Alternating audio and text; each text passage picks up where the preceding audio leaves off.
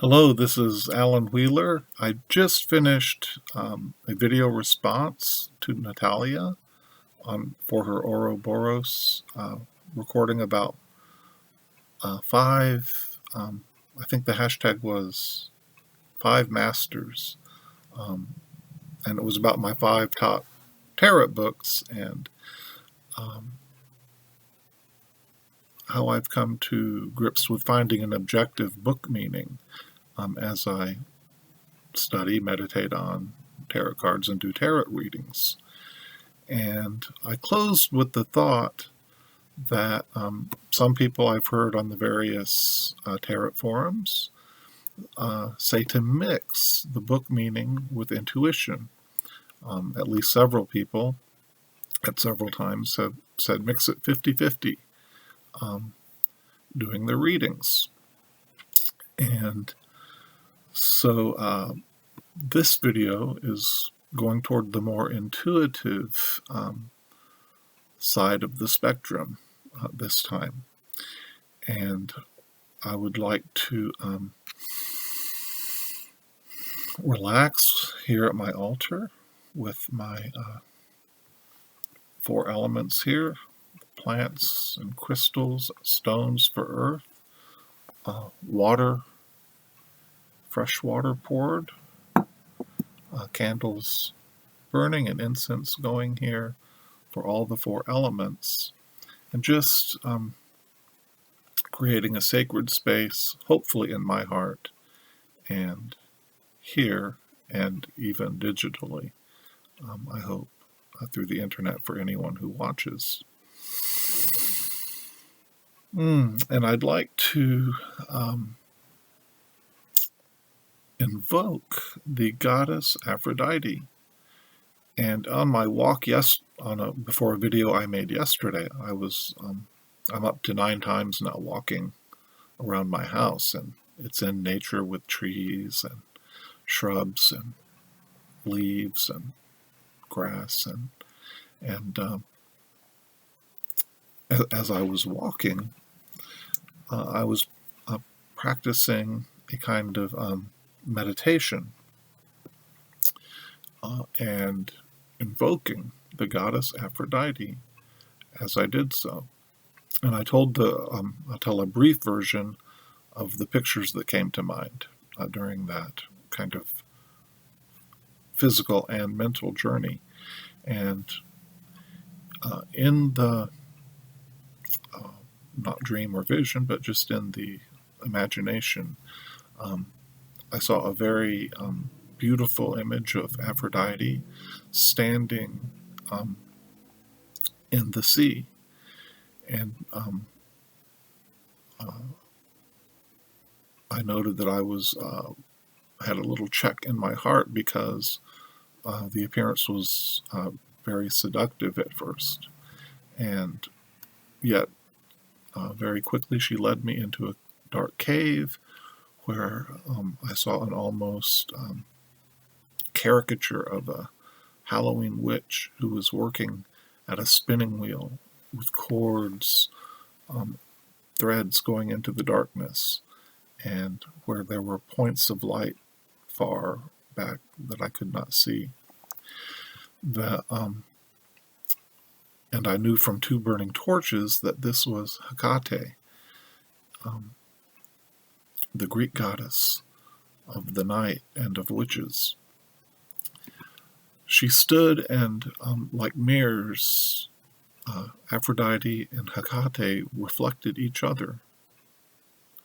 And then, upon exiting the cave, it seemed to me that the fire of the sun and the water of Aphrodite reflected each other, their qualities.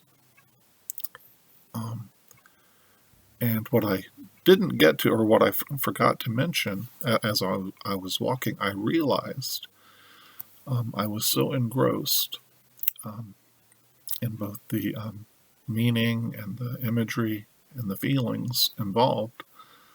I realized, oh, I forgot all about the how beautiful and sensual the I imagined the figure in the beginning of the story. And that made me a little sad. My heart was touched. Just thinking about maybe the many times I have only noticed the outside beauty of women in the past. And I felt a little sadness there. I think a tear came to my eye for sure. And I didn't, that kind of slipped my mind as it was slightly off topic of the last video. So having added a picture of Aphrodite here to my altar where I have Odin and Freya and Isis, Hecate's wheel, and some other things here. I'd like to invoke Aphrodite and use Tarot of the Vampyres to ask the goddess, is there anything she would say to us through the cards today? And so in a way I'm going out on a limb here.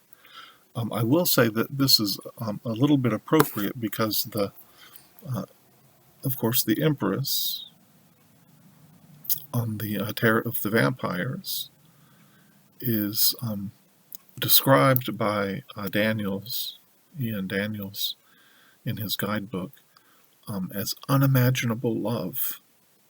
And of course she's, as the standard Empress, she's associated with Venus, who is the Roman update, to put it crassly, of Aphrodite.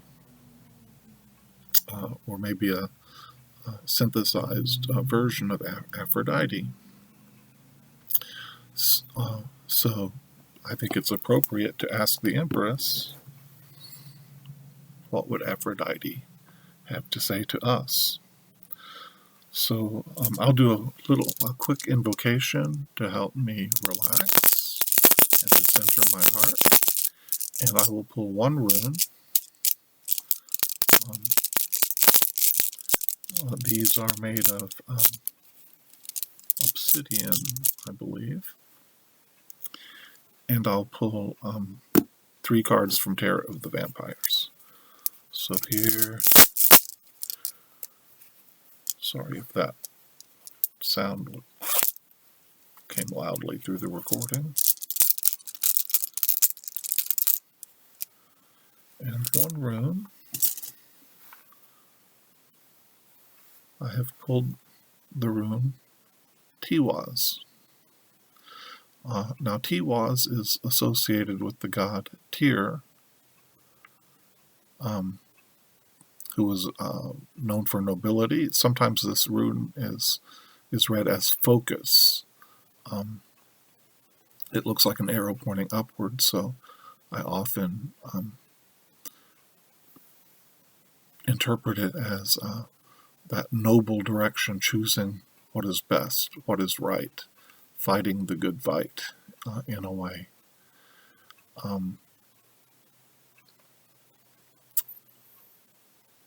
So I will leave that here as context or direction, focus for the reading.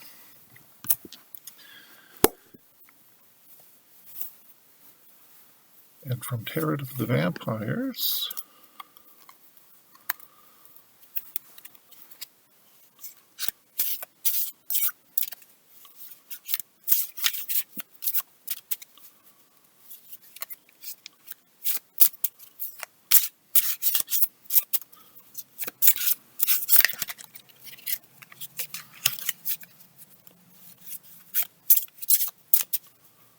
I will give 7 shuffles and 1 riffle shuffle and a cut.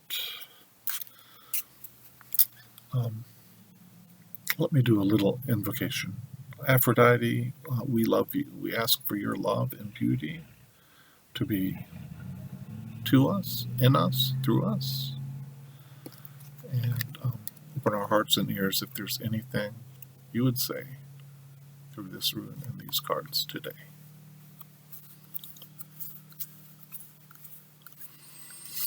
I will draw 1, 2, 3 cards, and appropriately enough, the backs of these cards have a beautiful red rose.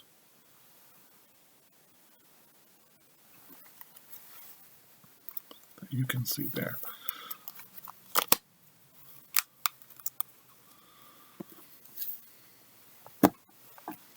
So looking at these cards and thinking that maybe Aphrodite is offering us focus, direction to our higher self, the higher path, the better angels of our nature, perhaps, or some kind of noble battle is possible. Let's see what the cards are. The first one is the World card, and I pulled this one yesterday for the reading on intuition, and all the animals of the various elements inherited of vampires are present. The crow, the snake, the wolf, and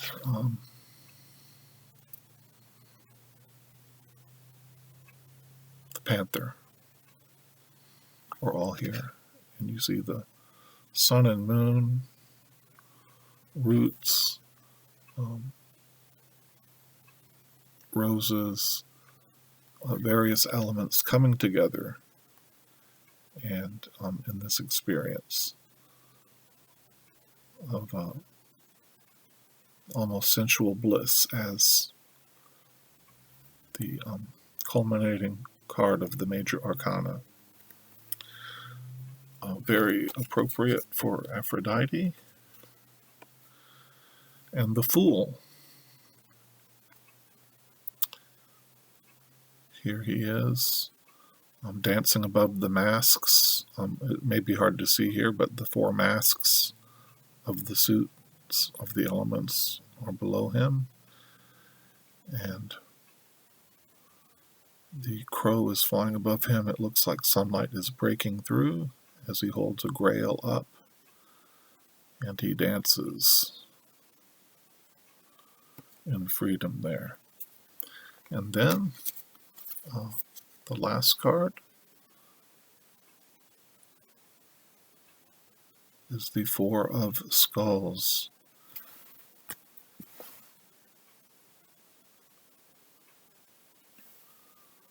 The 4 of Skulls, and there's the armored figure,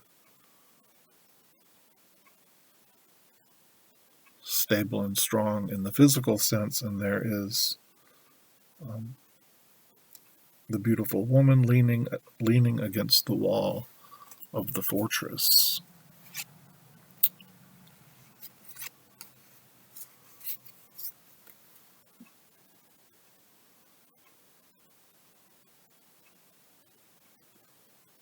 Perhaps Aphrodite is saying to keep the end in view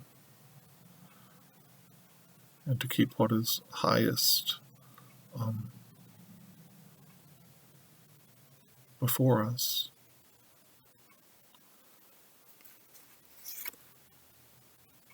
To be willing to take risks, leaps of faith, to reach that place.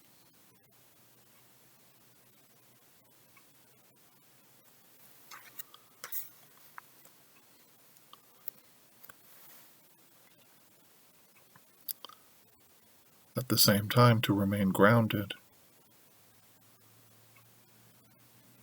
and consistent,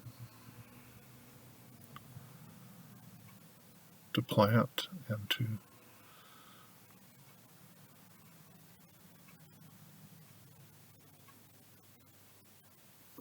gather, to store, These two cards are in great contrast to me. The Fool leaping from the earth,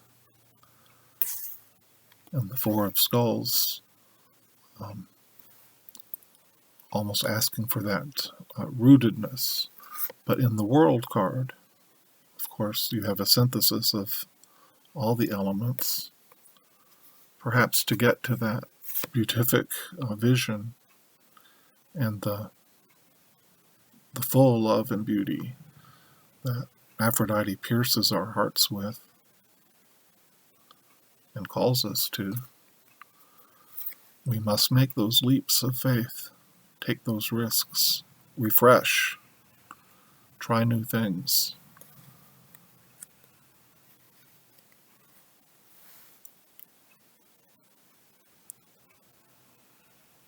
But when they work, to keep the practice going, to remain stable, or maybe as we branch off into new things, not to leave, not to completely leave what is still working behind. We must leap free of that which is not working for us, which no longer serves us, but not to throw the baby out with the bathwater, to preserve that which is valuable. So I'm almost embarrassed because this draw requires me to sit with it a little more in order to apply it. But I can see how the cards are working together, especially with this rune, saying to perhaps to set our hearts on what's higher and to reach these heights, to keep those moments, those mountaintop experiences in view. And this may be how we reach them, with the energy of the Fool and the stability of the Four of Skulls. Let me stop there, but thank you for watching, and take care.